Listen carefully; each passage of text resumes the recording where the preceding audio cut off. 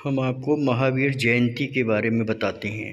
पहले बता दें कि एक पब्लिक हॉलिडे के बारे में सरकार ने 10 अप्रैल 2025 गुरुवार को राज्य में सार्वजनिक अवकाश पब्लिक हॉलिडे की घोषणा की है।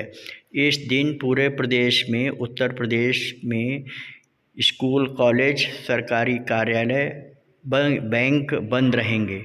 यह छुट्टी भगवान महावीर की जयंती के उपलक्ष्य में घोषित की गई है, जो जैन धर्म के 24वें तीर्थंकर थे। जय महावीर जी की। अब हम आपको आगे इसकी महावीर जयंती के बारे में बताते हैं। धर्म, अहिंसा और आत्मबोध की ज्योति, महावीर जयंती की कहानी। भूमिका।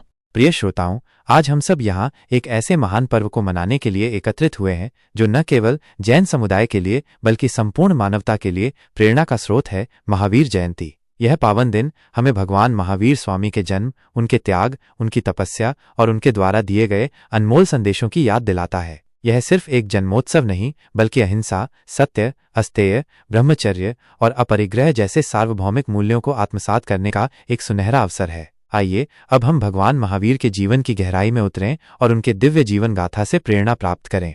कहानी की शुरुआत एक शुभ जन्म, आज से लगभग 2600 वर्ष पूर्व भारतवर्ष के वैभवशाली गणराज्य वैशाली, वर्तमान बिहार के कुंडलपुर नामक नगरी में एक ऐसा बालक अवतरित हुआ जिसने अपनी जीवन यात्रा से विश्व को शांति और अहिंसा का अनुपम संदेश दिया। यह बालक थे राजकुमार वर्धमान, जिनका जन्म राजा सिद्धार्थ और माता त्रिशला के घर हुआ था। उस दिन प्रकृति भी आनंदित थी। आकाश निर्मल था, पक्षियों का कलरव मधुर था और ऐसा प्रतीत हो रहा था मानो संपूर्ण ब्रह्मांड में एक दिव्य शांति छा गई हो। रानी त्रिशला ने अपनी गर्भावस्था के दौरान 16 शुभ स्वप्न देखे थे, जो इस बात का स्पष्ट संकेत थे कि उनका पुत्र कोई साधारण बालक नहीं बल्कि एक महान आत्मा होगा जो धर्म और ज्ञान की ज्योति प्रज्वलित करेगा।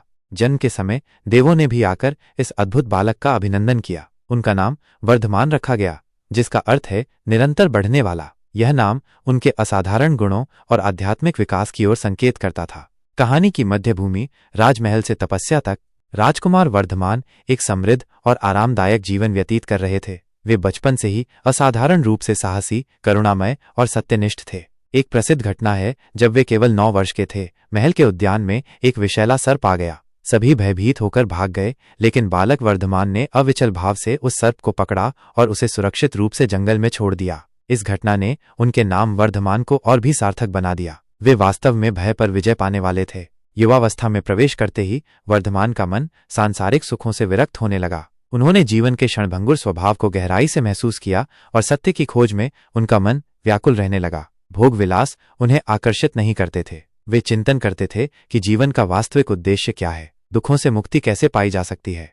30 वर्ष की आयु में उन्होंने अपने माता पिता से संन्यास लेने की अनुमति मांगी। ये निर्णय लेना आसान नहीं था, लेकिन वर्धमान का वैराग्य इतना दृढ़ था कि उनके माता पिता को अंततः अनुमति देनी पड़ी। उन्होंने राजसी वस्त्रों का त्याग किया, अपने परिवार और राज्य को छोड़ा और आत्मज्ञान की कठिन राह पर अकेले निकल पड़े। यह त्याग भारतीय इतिहास में एक महान उदाहरण के रूप में हमेशा याद किया जाएगा।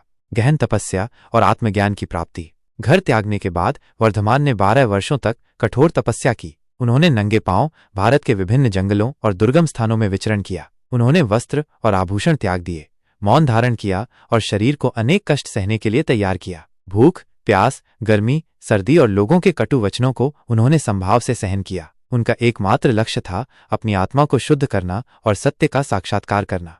इस कठिन तपस्या के दौरान अनेक परीक्षाएं आईं। एक बार जब वे ध्यान में लीन थे, एक क्रोधी किसान ने अपनी खोई हुई गाय के लिए उन्हें चोर समझकर पीटा और अपमानित किया, लेकिन महावीर स्वामी ने प्रतिरोध नहीं किया, एक शब्द भी नहीं कहा। उन्होंने अपने जीवन से यह सिखाया कि अहिंसा केवल एक विचार नहीं बल्कि एक आचरण है, जिसे हर परिस्थिति में निभाना होता है। 12 वर्षों की अथक साधना और तपस्या के पश्चात वैशाख शुक्ल दशमी के दिन एक वृक्ष के नीचे उन्हें केवल ज्ञान प्राप्त हुआ। यह पूर्ण ज्ञान था जिससे उन्होंने ब्रह्मांड के रहस्यों और आत्मा की सच्ची प्रकृति को जान लिया। इसी क्षण से वे महावीर कहलाए, अर्थात महान वीर, जिन्होंने अपनी इंद्रियों और इच्छाओं पर विजय प्राप्त कर ली थी। महावीर का उपदेश और समाज पर प्रभाव।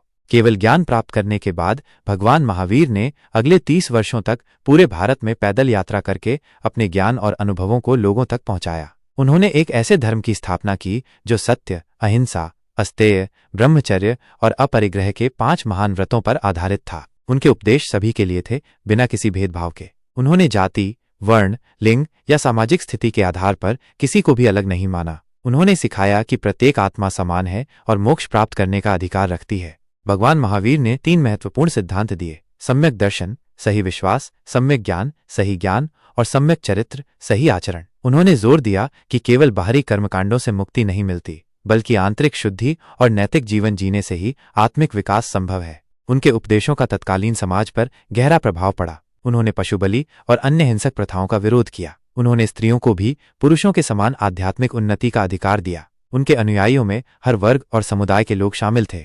समाप्ति। आज के युग में महावीर का महत्व। आज 21वीं सदी में जब विश्व हिंसा, असहिष्णुता, पर्यावरण विनाश और भौतिकवाद की चुनौतियों से जूझ रहा है, भगवान महावीर के सिद्धांत पहले से कहीं अधिक प्रासंगिक हैं। उनकी अहिंसा की शिक्षा हमें सिखाती है कि किसी भी जीव को कष्ट न पहुंचाना ही सच्चा धर्म है। उनका सत्य का आग्रह हमें ईमानदारी और पारदर्शिता का महत्व बताता है। उनका अपरिग्रह का संदेश हमें अनावश्यक संग्रह से बचने और संतोष का जीवन जीने की प्रेरणा देता है। महावीर जयंती केवल एक पारंपरिक त्योहार नहीं है, बल्कि ये एक अवसर है जब हम आत्मनिरीक्षण करें कि क्या हम उनके बताए हुए मार्ग पर चल रहे हैं। क्या हमारे विचारों, वचनों और कर्मों में अहिंसा, सत्य और करुणा का भाव है। निष्कर्ष। भगवान महावीर की जीवन गाथा केवल एक ऐतिहासिक वृत्तांत नहीं है, बल्कि ये हर उस व्यक्ति के लिए एक प्रेरणा है जो सत्य, शांति और आत्मज्ञान की राह पर चलना चाहता है। इस पवित्र महावीर जयंती पर आइए हम सब मिलकर ये संकल्प लें कि हम अपने जीवन में कम से कम एक गुण भगवान महावीर का अवश्य अपनाएंगे। शायद यही उनके प्रति हमारी सच्ची श्रद्धांजलि होगी। शांति, अहिंसा और आत्मबोध की ये ज्योति हमेशा हमारे जीवन को प्रकाशित करती रहे। जय महावीर। आप हमारे इस चैनल को लाइक करके शेयर करें और सब्सक्राइब करें। जय हिंद, जय भारत।